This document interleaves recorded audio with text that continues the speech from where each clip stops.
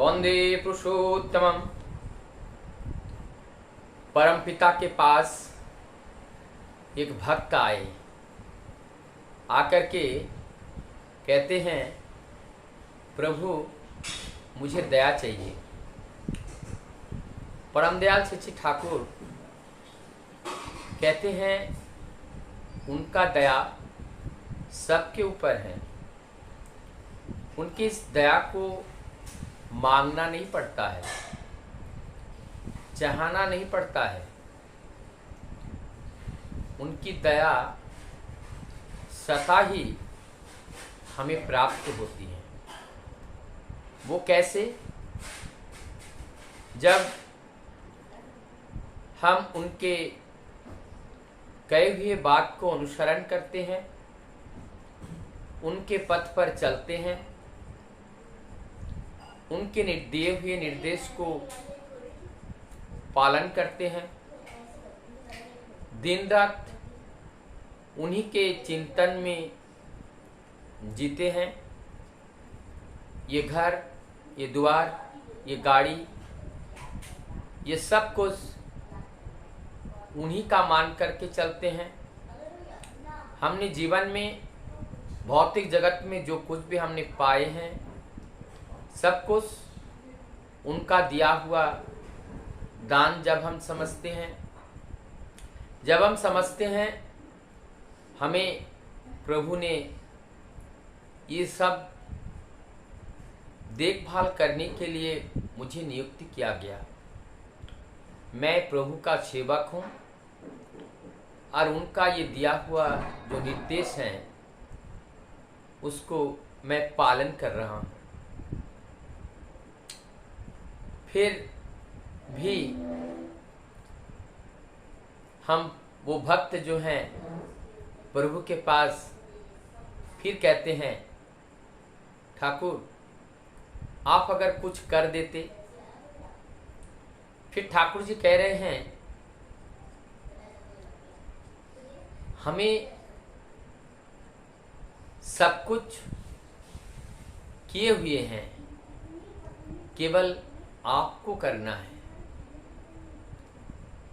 इसलिए एक चीज हम लोग सुनते हैं, वैज्ञानिक क्या करते हैं? रिसर्च करते हैं।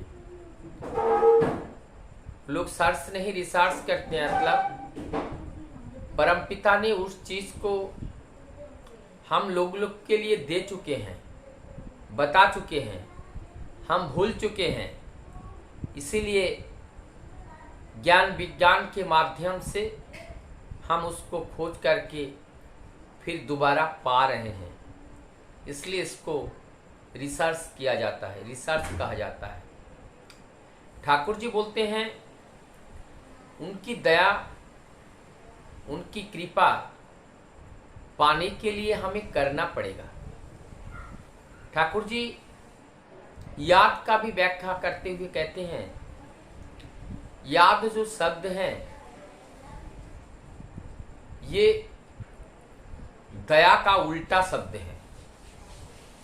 इसका मतलब जब हम किसी को याद करते हैं, मनन करते हैं, चिंतन करते हैं, रिमेम्बर करते हैं, तो तब उनका चिंतन करना, उनका मनन करना, अर्थात उनके दिए हुए कार्य को संपादन करना, ये है उनका चिंतन, ये है उनका मनन, अर्थात उन्हीं के कार्य को ही संपादन करना।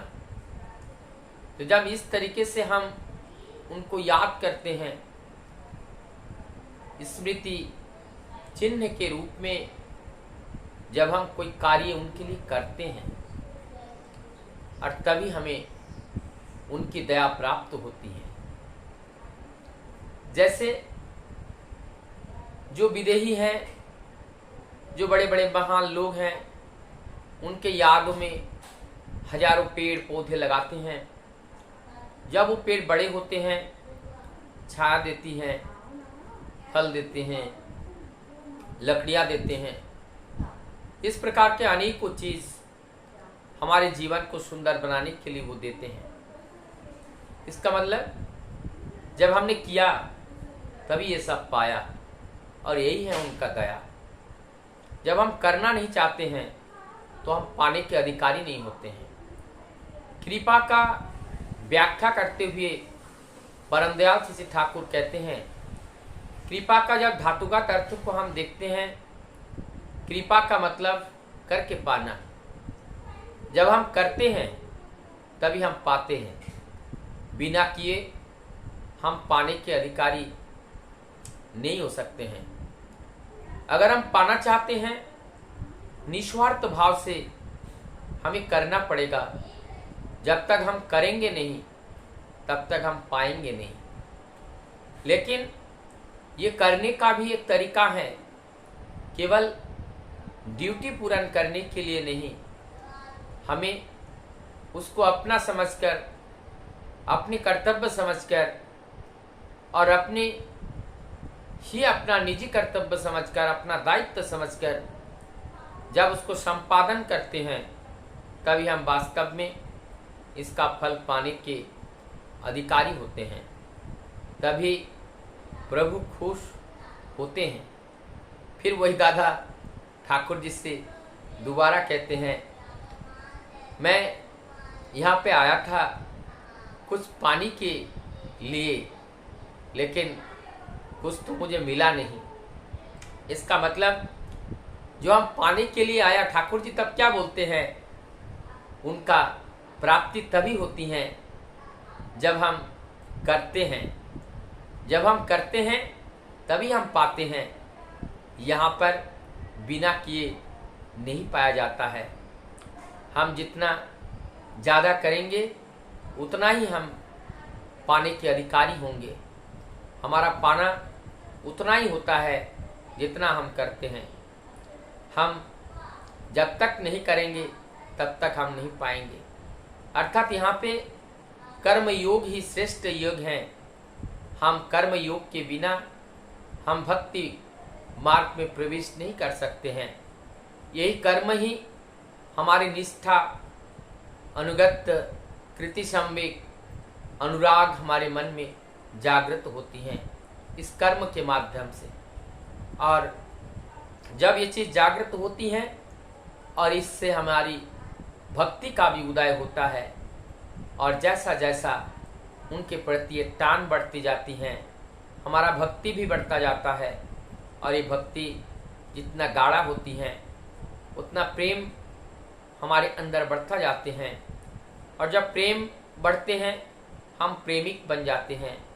जब प्रेमिक बन जाते हैं, प्रेम से बातें करते हैं, प्रेम से व्यवहार करते हैं, तब वो संतुष्ट होकर के वो हमें पाना चाहता है, हमसे मिलना चाहता है, हमारा साथ रहना चाहता है, अर्थात वो हमारा हो जाता है। तो जब हम प्रेम की विनिमय करते हैं, प्रेम हम दे पाते हैं, तभी हम जगत को खुशी कर पाते हैं, जगत के लोगों को अपना बना पाते हैं। जब तक हम प्रेम नहीं दे पाते हैं तब तक कुछ पाने के अधिकारी हम नहीं होते हैं। तो हमारे जीवन में प्रेम ही मुख्य है। लेकिन ये प्रेम आएगा कहाँ से?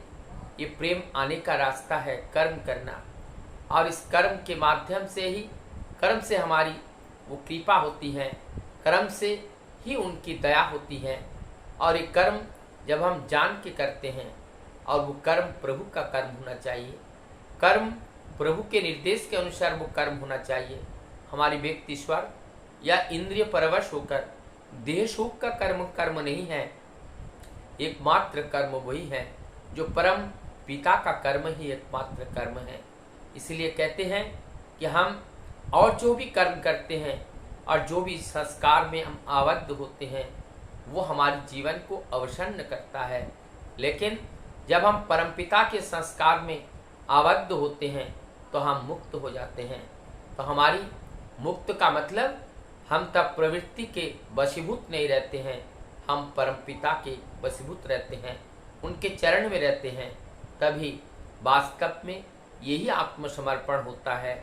और यही जब आत्मसमर्पण होता है तो भी आत्मा को जान पाते हैं। और जब आत्मा को जानते हैं उसी को आत्मज्ञानी कहते हैं। जब आत्मज्ञानी होते हैं तो देखने की दृष्टि खुल जाती है, सुनने में संयम आ जाती है, खाने में नियंत्रण आती है, आचरण में परिवर्तन आता है, जीवन बदल जाता है, संपूर्ण रूप से ट्रांसफॉर्मेशन होता है। और यही परिवर्तन परमपिता हमारे व्यक्ति जीवन में देखना चाहते थे, जिससे हमारा समाज, जिससे हमारा परिवार, जिससे हमारा राष्ट्र, सब में एक परिवर्तन आएगा और उस परिवर्तन से नई युग का सृजन होगा। वंदे